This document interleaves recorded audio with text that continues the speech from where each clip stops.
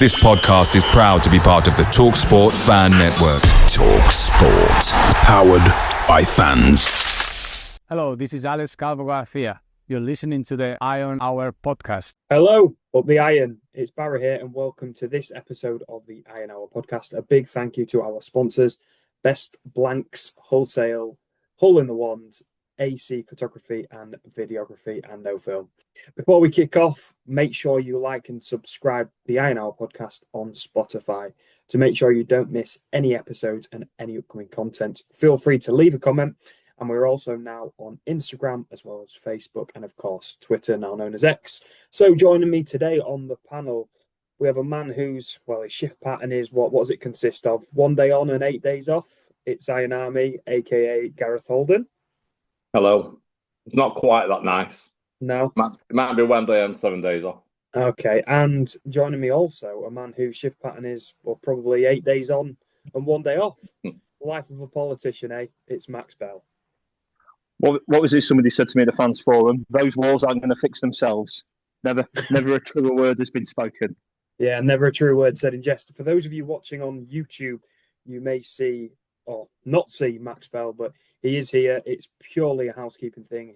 Are you in a hotel, Max, and the Wi-Fi is not so good, so you're just doing your best? I'm afraid so, but let's be honest here. I think that the viewers of this podcast will probably prefer this, won't they?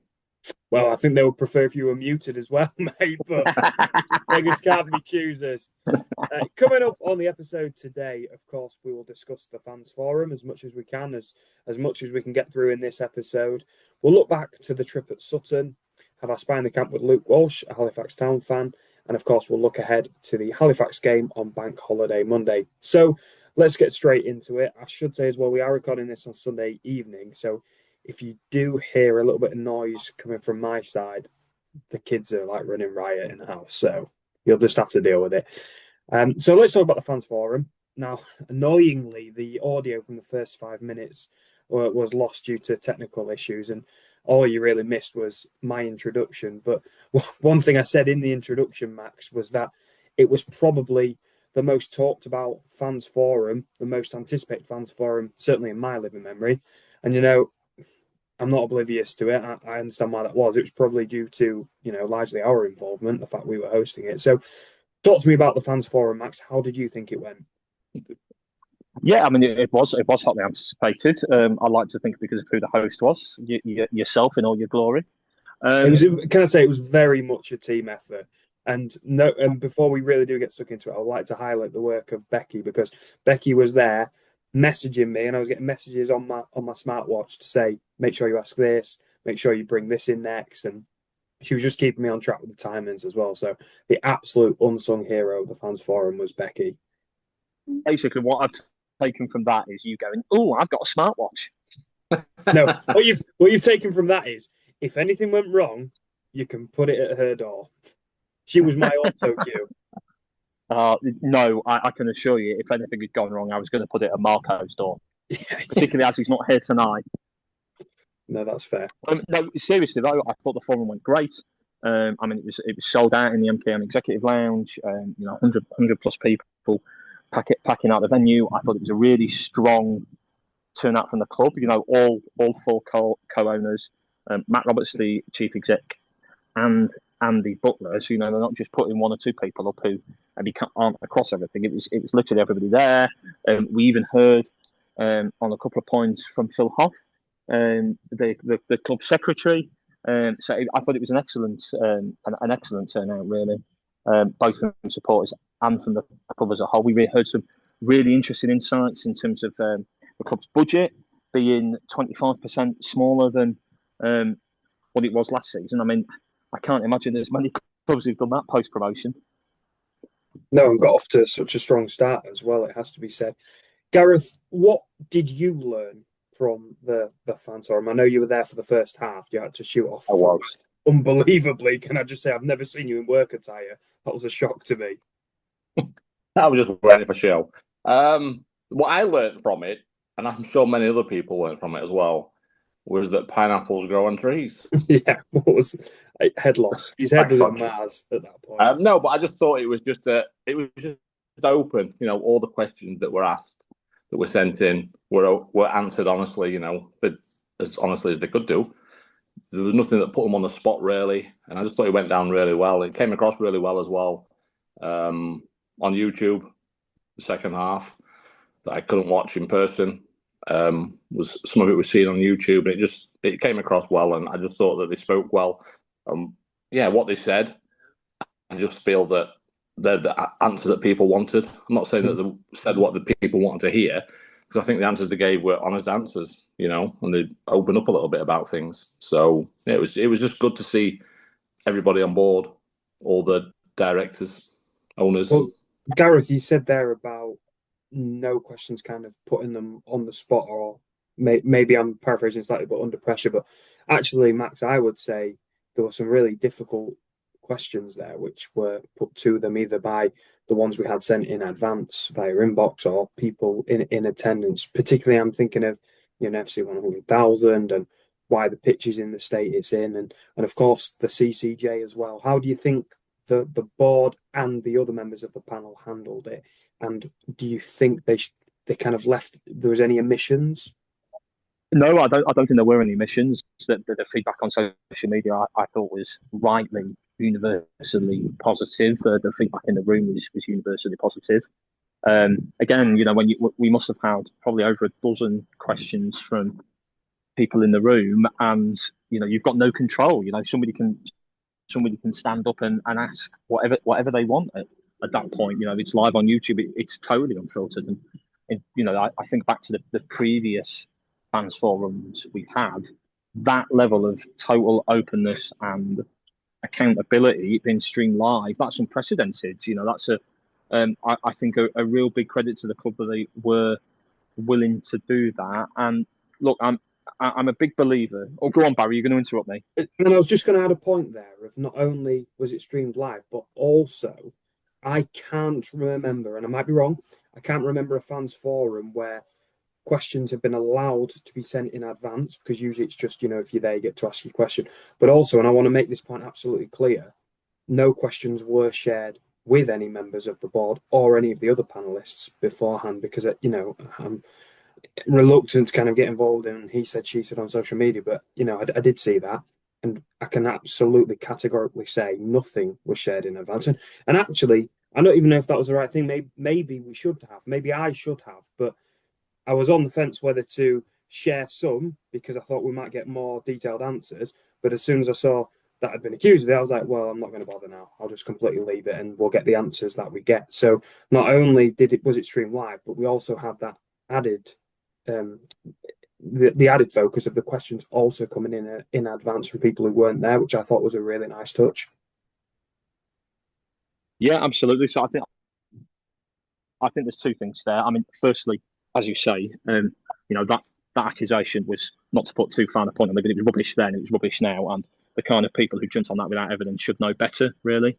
But also, look, I'm a big believer in when you've got difficult questions being asked, that not just in football but in life, it is always better, and you will always get more respect from people if you don't hide from them.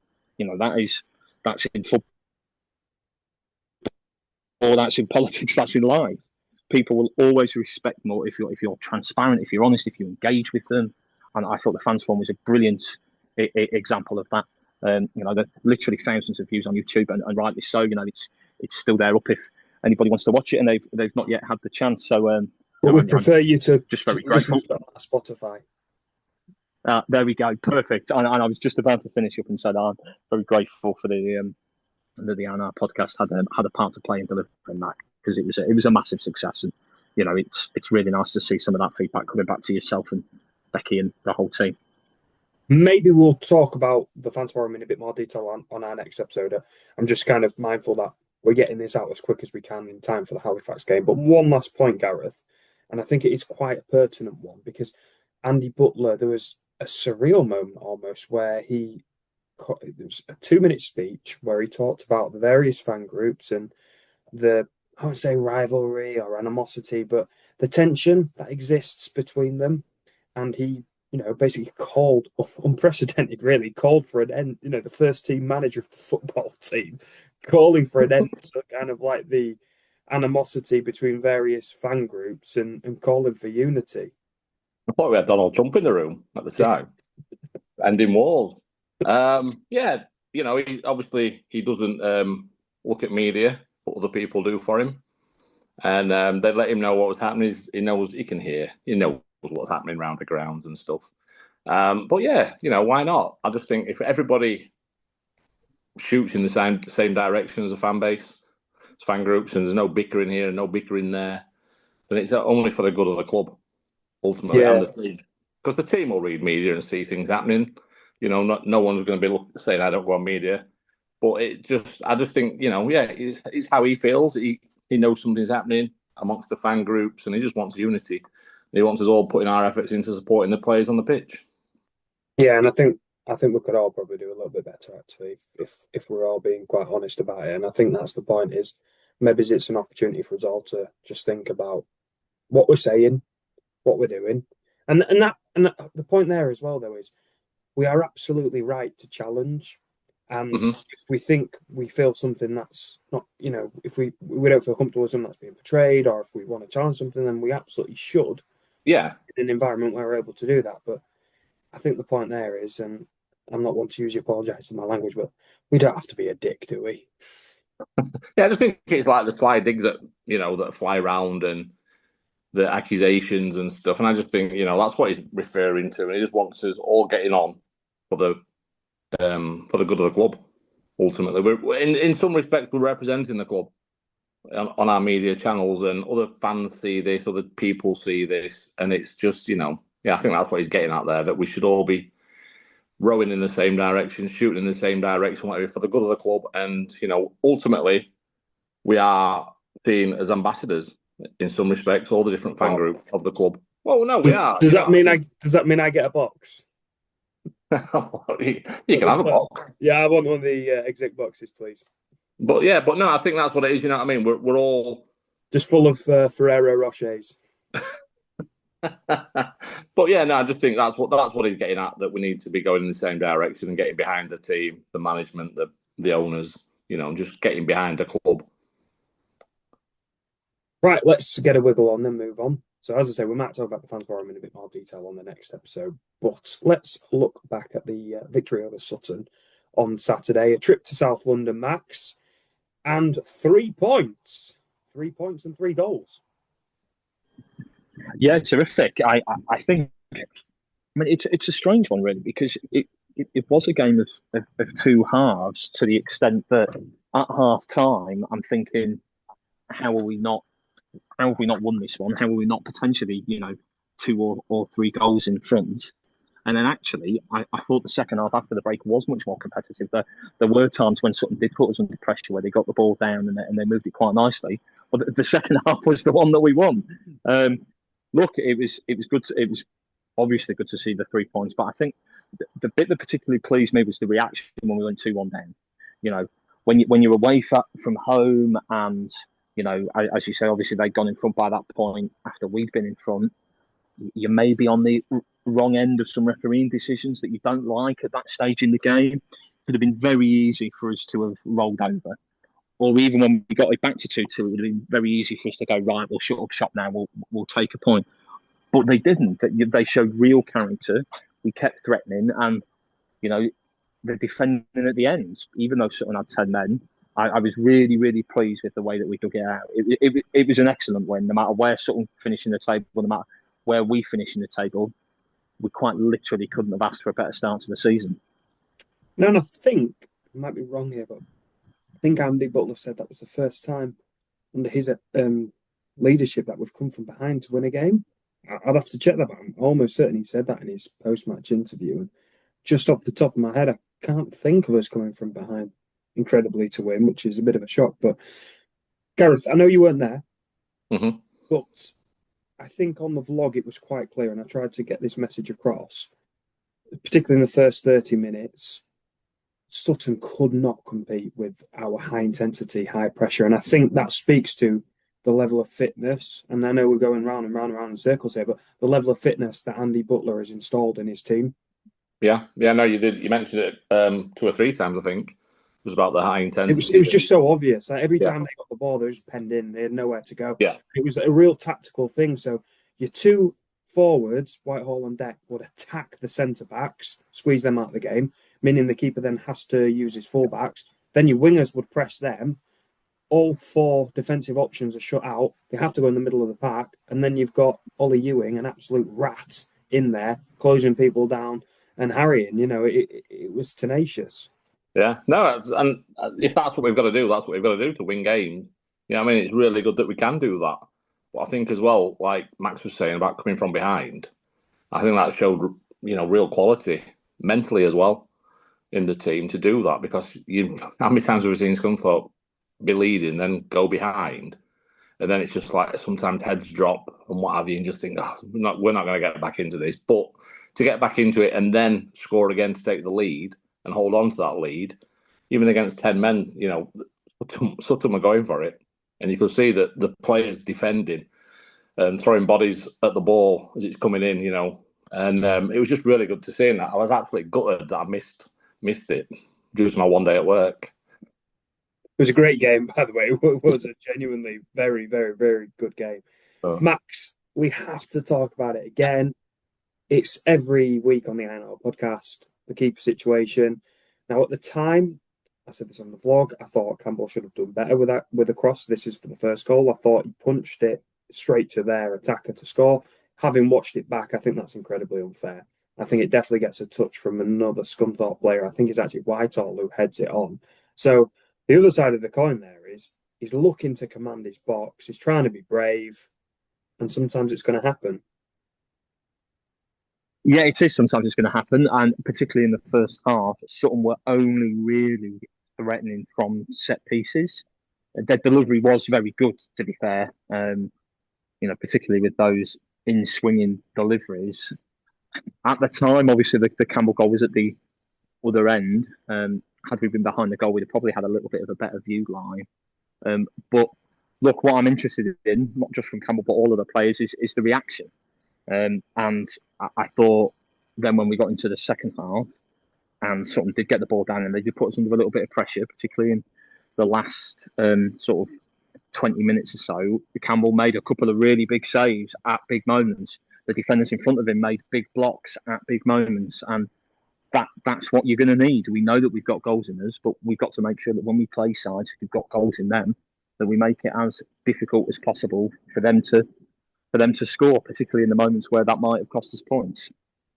No, and I think that's the point. Those saves that Campbell made at the end, probably expect him to make them saves, but with the pressure of what's gone before it, impressive nonetheless. You know, he still has to make those saves, and I thought he handled them quite well. And as you say, his defence helping him out as well. I thought really there was a bit of redemption again in the second half. So for me, that's the story of Campbell's season so far. It's been a gaff or, you know, an issue, a concern, should we say, and then a fantastic performance or a good performance to kind of redeem it. So it'd be interesting to see how that one goes. I mean, we did say if we were 6-7 games into the season, we were still having this conversation, then either he's played really well or he's played terribly.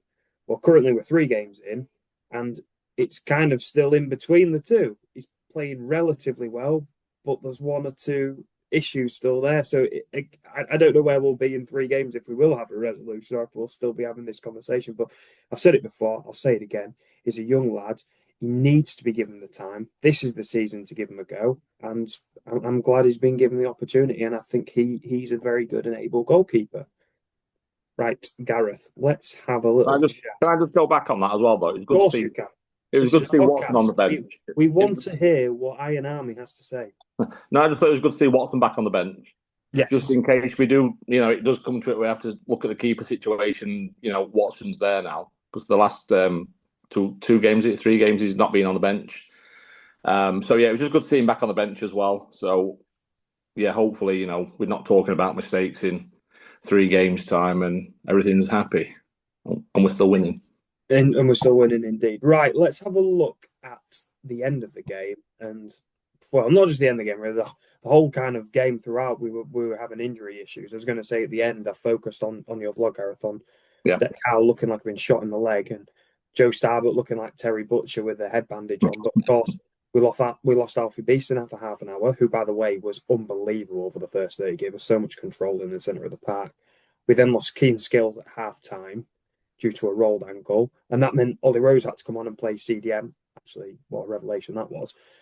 What concerns do you have now over the injury crisis? Because we could be at a situation where we have 4 or 5 changes on Monday. That would be a big miss if there is 4 or 5 changes. I just think that momentum we've got playing the team we've got, everyone knows what everyone else is doing, and I think that's a massive plus in any sport. I just had another question onto that. Do we know why Horton was not playing? Do I know? No, I don't know. No, I didn't know if I believe the talk pre-game was that he was ill. Okay. The only thing I would say actually is just, you said there, Barra, an injury crisis. I think that is a step too far. We've got a squad of 22, 23 players. We've proven, ironically, in the game against Sutton that we've got depth, particularly in front of the back four. There's just about 2 players in every position and players that I'd be comfortable with. So, look, I think there was always going to be the prospect of changes because of the very quick turnaround between the Sutton and the Halifax games. Quite literally 48 hours. And it'll be even worse for somebody like Sutton. They're going to have played Wednesday, Saturday, Monday. They're going to have played 3 times in 5 days. So I actually think we probably got it better than most clubs, or certainly at least some of the clubs. And the injuries, if they are picked up, I don't think are quite yet significant. I'm sure we'll learn more on Monday and later on this week. But I'm relaxed about the situation so far, touch wood. The last one then, Gareth, just before we move on. Ollie Rose has had to bide his time. I know we're only 3 games in, but when you're out of the equation, it feels like you're waiting forever. How much did he impress you from what you heard about his performance? From what I heard and from what I saw from the little snippets, no, he's really good. And I think that I keep saying about mentality, don't I? But when you sat on the bench and you're watching the team win week in, week out, you do think, when's my chance going to come? And it probably would be down to an injury or something. So unfortunately, someone's been injured for him to come on, but he's come on and he's shown what he can do. And to get not the position he would have expected. Not centre back, not a right back. No, and he's performed. He's put his name out there. And to get a goal as well on the day, to bring us back level, it's all pluses for him ultimately. So, and he'll be wanting now, thinking, get me in that starting 11. I can do the business. Where do you want me? CDM. Mr. Versatility. Yeah. He'd be trying to get the gloves off Campbell. Right, let's draw a close under that one then, and we'll have the return of our Spy in the Camp. I'm joined this week by Luke Walsh from the Luke Walsh Football Podcast, an avid Halifax Town fan. Thanks for joining us, Luke. How are you doing? Yeah, I'm good, thank you. Thanks for the invitation. I think based on Halifax's start, it's been a bit of a mixed start, but certainly promising signs for me. Bit of a disappointing result on Saturday, a 2-1 defeat at home to Forest Green. Any causes for concern, or is it just one of them where Forest Green are a fantastic team? I think at this stage of the season, what's quite important is a lot of it is based on performances for me rather than results. Of course, at the end of the day, results are what matters. But I think at this stage of the season, if you're seeing promising performances where you're competing in games, particularly against the likes of Forest Green, who are likely going to be pushing for the top 3 this season, if not the title, I think a performance is a lot more important potentially when you're looking at the type of teams that we'll be coming up against in future weeks. And for me, I thought it was a good performance. I thought we competed very well with them. I think at times when it was 1-1, we were looking more likely to go on to win the game. But I think the difference is, and this will always be the difference between your Forest Greens, your Yorks compared to your Halifax, as it is, for example, is you look at the bench, they could bring on Harry Cardwell, Ryan Innes and Cairo Mitchell. Now, if that doesn't say enough for me, that is just ridiculous for this division compared to Halifax's bench, which was full of fringe players, if that makes sense. Last season is an interesting one because you did make the playoffs, but in the end went out in spectacular fashion. What was that like? Well, it was quite interesting because I think throughout the season I was quite optimistic about the playoffs. I'm thinking as long as we get in them, I think we're a team that's built to play well against the better sides. We were always better, like I mentioned, against the better sides throughout the season. We did well against York. We've done well against, I think, the likes of Rochdale in the league as well. I think when it came to the playoffs, the final couple of weeks of the season, we were bombarded with injuries to key players as well, particularly in the midfield and defence, which was what kind of got us over the line in the end. So we're going into the playoffs with probably about half of the squad not been there since probably about February, March time. So it was kind of a new squad going into a playoff fixture, and all of them had 12,000 fans behind them. You could kind of see what were happening against a group of young lads, and a lot of them who hadn't played throughout the season. So yeah, it was very disappointing, to be honest, when it comes down to it, because in the playoffs, as you're aware, you can have all that hard work throughout the season, and it can count for nothing based on one individual performance, which it did in our case. Well, goals a bit of a concern last season, because a quick bit of research tells me that the top goal scorer last term was Jamie Cook, who only managed 7 goals. Yeah, I think the way Halifax played under Chris Millington, it was a very defensive style, which led to very limited chances that we'd get in games. So we obviously had to take them, and I think all season we were lacking a prolific goal scorer last season. I think we had Zach Emerson and Luca Thomas, who looked the most likely to be the type of strikers that can produce a lot of goals for us. But the issue was they were always injured or didn't have the fitness there or weren't there throughout the whole season. And that seemed to be the issue for us in terms of goals last season. But I think you look at a lot of sides, the way we played was to be very defensively strong and play not to lose, which obviously means that you're going to get very limited chances when it comes to going forward. Is that still a bit of a concern for you this season then, or is there any kind of recruitment in terms of incomings that's plugged that gap? Well, I think when you look going forward this season, particularly with a new manager, it does feel like this type of style that we're playing is probably to be a bit more attacking minded, which may lead to us being defensively a little bit weaker this season. But I think when you look at the way we've recruited, particularly a club like Halifax, I think we've found a few hidden gems, particularly going forward in terms of, I think it's David Cower, who was signed from Averley, scored 12 goals last season in limited appearances for them. He's already got off the mark and I think got an assist as well alongside his goal. He looks like a good player. You also look at the likes of Turner Cook, who scored yesterday for us a free kick, an emphatic free kick. So for me, I think going forward, I actually think there's a few individuals there that will be able to produce a lot of goals this season. But yeah, it's very early in the season still. But I've not been too disappointed on the forward front. There's other concerns for me that I may come on to. If you were talking to any other club, I'm sure they'd be picking out a plethora of players to talk about. Though the one I'm going to pick is maybe a bit surprising to you as a Halifax fan, but I want to talk about Tom Pugh, because the guy has only managed 20 minutes so far this season for yourselves, having played, 4 games you've played. Ourselves only haven't played 3. So 4 games to play and only managed 20 minutes, all 3 as substitutes and 1 didn't even get off the bench. What's his time at Halifax been like? Yeah, of course, he's signed from Scunthorpe.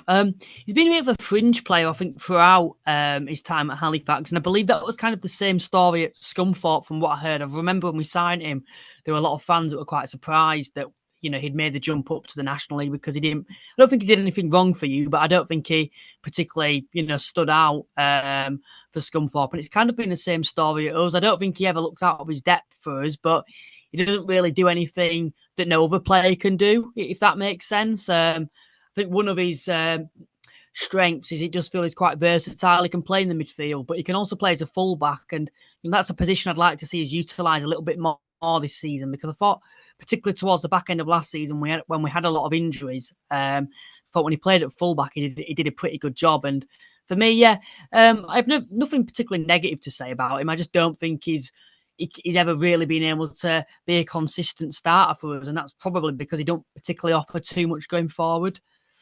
No, that's fair enough. Is it too early to look at the league table? I've had a quick glance and noticed that you're all the way down in 21st. I know we've only played 4 games, but what's a realistic ambition? Is it avoid relegation, or would you be targeting them playoffs again? What do you think? I think based on the past 6 years or so, it's the aim has got to be playoffs at least for me, which might sound quite strange considering our budget. We've got one of the lowest budgets in the league at the moment, but I think as a club, it does feel like on the field we're quite an ambitious club that wants to get back in the Football League one day. And based on the past 5 or 6 years, I think 4 of the past 6 years we've actually been in the playoff places. So I think this season that has to be the aim once again is to at least challenge for those playoffs. I think in terms of the way we've started, I think it's always difficult, particularly when it's a new team, and well, as well as a new manager, I should say. Of course, didn't get off to the best of starts at Braintree, but against Wheelstone, I wasn't too concerned. I thought we were a little unfortunate, and going down to 10 men didn't help us. And then, the previous 2 performances, I think we've played very well, and I think as a team we're starting to really come on and be able to play quite nice football. But I think results will come for us, to be honest. I'm not too concerned, and I've seen enough signs for me to think that we're going to be aiming for the playoffs, I should say. Well, let's quickly, before I do let you go, let's quickly talk about Adam Lakeland, your manager, because he's someone that Scunny fans will be familiar with, I'm sure. I don't need to remind them, but having most recently managed Kings Lynn, what was it like to get a manager like Adam Lakeland? Is he kind of the standard of manager you was hoping for, or was you surprised to see you go for someone from a division below? I was quite happy to see him come in because I think if you look at his previous couple of jobs, although I don't think he's got over the line in any of his jobs in terms of promotions, he's been at clubs that potentially are similar to Halifax in their respective divisions, for example, with budgets. So he knows how to work with a small budget and be effective. He did a phenomenal job at Curzon, by the way. Can I just say that? He did an unbelievable job at Curzon. Yeah, and to be fair to me, like when you look at National League North, of course I don't cover that division, so I'm not as aware of that. But, from people like yourself and other people, they've always said that's a good appointment. He did very well at Curzon because Curzon, I don't think, are one of the bigger clubs in the league below. So he will be aware of, having a lower budget and looking to aim for the playoffs once again. And it's always hard when you lose Wild, Millington, that next appointment that's going to stand out. But I think it feels like we're following a similar path in terms of a young and up-and-coming manager that wants to prove himself. Finally, then, let's have a score prediction. How do you see this one going on Monday? Well, Scunthorpe, to be fair, they've got maximum points in the first 3 games, haven't they? So I don't want to get too ahead of myself, particularly it being away. I don't know. I do feel like we're due a result after that Forest Green game, and potentially could say Scunthorpe are due a defeat. But that forward line for you, the likes of Roberts, Whitehall, and even Declan Howe, they can produce a lot of goals. And we've got 5 defenders out injured at the moment, which isn't going to help us. So I think both sides will certainly score. Potentially, I'm being a little bit biased, but I think I've got to be confident after us not getting the result on Saturday whilst having a good performance. So I'm going to say a 2-1 Halifax win. Okay, interesting that one then. So we had the thoughts there of Luke Walsh from the Luke Walsh Football Podcast, obviously an avid Halifax fan. Max, he's going for a 2-1 win to Halifax. How do you see this one going down? It's a very good question. Lucas, I follow on social media. His sort of insights into football generally at this level are quite strong. Obviously, Halifax haven't had the greatest start to the season, but I'm always reluctant to read too much into it after sort of quite literally, 2, 3, 4 games. I will be blunt. If you'd offered me 3 points from Sutton and Halifax before the Sutton game, I would have taken it. So I guess more than anything, I would say to supporters, look, we can't just keep winning every game. We knew that the step up was going to be tough. When the bumps in the road inevitably come, if that's Monday or if that's later on, then we've got to be relaxed about that. And that was one of the messages that Butler really did hammer home in the fans forum as well, actually. So, are you asking for a score prediction? Yeah, give us one now. Let's go for an early one. I'll go for 1-1. Yeah. Do you ever predict a Scunny win? About 98, I think. I must have been high on sugar. Well, look, I'll tell you what it is that everybody on this pod always predicts Scunny win. I don't. Marco usually predicts us to win by about 4-0. Yes. What I would say on a genuinely more serious note, Halifax is a very strong year last year, and even if they don't replicate that, I still think they'll be a threat. So look, I would be relaxed to the point if we played well, particularly in light of some of the recent injury issues and a very quick turnaround after Saturday's game, like you said. And Gareth, it was really interesting to hear Luke's thought on Tom Pugh, saying that, I'd picked up on the fact he's played 20 minutes out of 4 available games so far this season. He's obviously not breaking, not ripping up trees. And with the introduction of Cody Johnson, who, as you know, I'm a huge fan of, it's looking like his chances are going to be limited. And again, from what Luke was saying, it's a similar story to it was at Scunthorpe, in as much as he's not tearing up trees, but he's Mr. Reliable as well, and he can play. He's Mr. Versatility, he can play everywhere, but it's maybe not going as well as he would have hoped. No, that's just football, isn't it? You know what I mean? You've just got to step up. You've got to be patient as well. Like I've just said about Ollie Rhodes, he sat on the bench, watched the team winning, then he gets his chance and does well, scores a goal. I think it's the same for anyone that's sat on the bench. You've just got to. You don't want players to get injured or sent off, but it happens, and that's sometimes your chance in. That's sometimes how it works. That's how you get in to the game, and maybe it's not working for him, but he's just got to keep going. You know what I mean? And show what you can do in training. And it's up to the manager to make that decision. But there's not a lot you can do. If you do your best and everyone else is doing their best, there's nothing you can do if you're down the pecking order. You just got to be patient. But I don't think they'll win 2-1 personally. I think they've won 1 game, haven't they? And that was Boston. Boston, that's right. Good knowledge. Great arrow. I've got it written down. Boston away. But then I was listening to the Boston manager yesterday, and he was saying about their players. Yes, I heard that. He don't think they're good enough for the league, for the level that they're at. And 4 games in, and he's staring threats out of them. Yeah, and then so if that's the only game Halifax have won, you think, well, is that why? Because the players went up to it. How good are Halifax? I guess we'll find out on Monday when we play them, but I'd be surprised if they won. You never know. What score are you going for? I'm going to go like Marco and go for... No, I'm not. I'd be happy with a draw, but I do think if we get a bumper crowd in and they get behind the team, then I'm going to go for a 2-0. Wow, 2-0. Right, Max, we talked... No, hang on, Barry. You've made me and Gareth give score predictions. You've got to give one too. Don't think you can weasel out of that, young man. Yeah, okay. I'm going to go 0-0. Campbell gets his clean sheet. And you had to go at me for not predicting a win, and you've gone for a boring, dull 0-0. I never had a go. I just asked the question. That's my job, Max. You'd make a good politician with a response like that. Yeah, I fancy myself as a bit of a paxman sometimes, just repeat the question. Anyway, we digress. So, what was I going to say, Max? You've not. Maybe I won't make such a good presenter. You've knocked me off my course. No, I'm returned. I know what I was going to ask.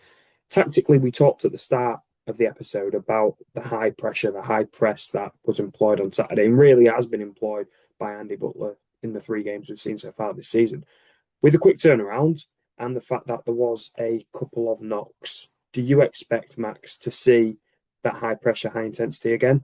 It's a very good question. Obviously, it's a different challenge at home, particularly if sides are prepared to come and be a little bit more compact defensively, maybe a bank of 4, a bank of 5. I would hope for the same kind of intensity, but I would be surprised if Halifax employed quite to the same extent how Sutton tried to, on a lot of instances, play out from the back, taking the goal kick short. I mean, stylistically, I found Sutton quite an odd side in that they were doing that, but particularly for the first 45 minutes, they only ever really threatened from set pieces.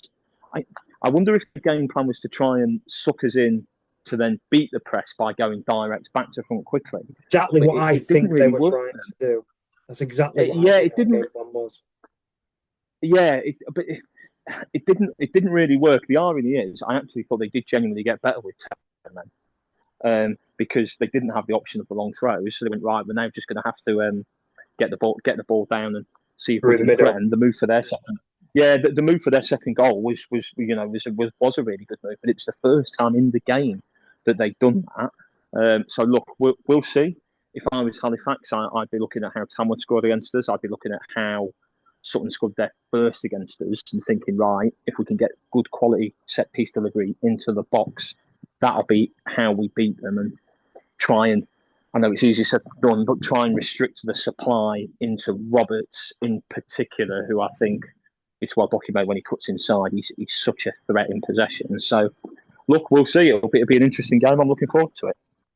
Gareth has dropped for, I'll assume it's technical issues, but we will carry on. I've just got one more question, and that's around the lineup that you're expecting to see on Monday, with the fact that we know there are at least one or two niggles. I mean, I suggested there might be as many as four. Who knows? I'm just speculating at this point, but certainly it looked like the walking wounded at the end there.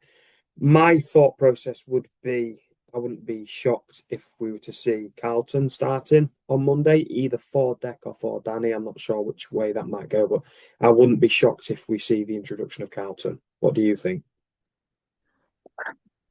If they do, wouldn't necessarily shock me if it forced a change of system. I prefer Carlton coming in from the wide areas as opposed to through the middle. Not everybody shares that view, but that's football. If it was, I think they're more likely to perhaps rotate Howe if that's the case, particularly given how he was hopping at the end. Last season, you really, really, really noticed the difference when Whitehall wasn't in the side. So I'd be reluctant to lose him for any games this season if it can possibly be avoided at all. The one I did wonder was about CDM. Obviously, you do require players there to do a lot of running, as opposed to Whitehall, perhaps, when you can split that pressing between two or three players, depending on how you set up system-wise in the final third. So, look, we'll see. But as I said earlier, I would have expected some rotation given the short turnaround. Anyway, probably not the end of the world, is it? No, I will just ask one more, sorry. The only other position that I thought that we might see a change, again, because of the quick turnaround, was at centre-back. Now, I know that might be surprising because Andy Boyce has been a shout for man of the match in all three games, but would you be shocked if there was a change in that position, again, considering the fact that the turnaround of games is so rapid? Yes, I would actually, for two reasons. Firstly, I think Boyce and Evans played really, really well. Secondly, three reasons. Secondly, the style of football that I would expect Halifax to play. It's look, it's different if you've got a front three and they're 5'7" and they're really running at you with pace. You might think that Evans and Boyce maybe needed a little bit of help, but I'm at least theoretically not expecting that on Monday. Reason number two, but also reason number three, in a weird sort of way, would be the goalkeeping situation. Yes. If I'm a goalkeeper at any level, I place great emphasis on reliable, consistent situation in front of me, knowing who particularly my centre halves are, knowing how they want you as a keeper to operate, who's coming for long balls, who's coming for short balls. Keep it nice and simple. I'm a big believer in, if it's not broke, don't fix it. And that's fair enough. Right, we'll wrap it up for this one. A shorter episode this week of the Iron Hour podcast. Hopefully, we've given you just enough time to listen to it in the build-up to the Halifax game. But if not, we'll see you at the back end of the week. Another impressive week so far. We'll see you then. And once again, a huge shout out to our sponsors. That's Best Blanks Wholesale, Hole in the Wand, AC Photography and Videography, and No Film. And again, go over to social media, follow us on Instagram, Facebook, and X. But until next time, we'll see you. Up the iron.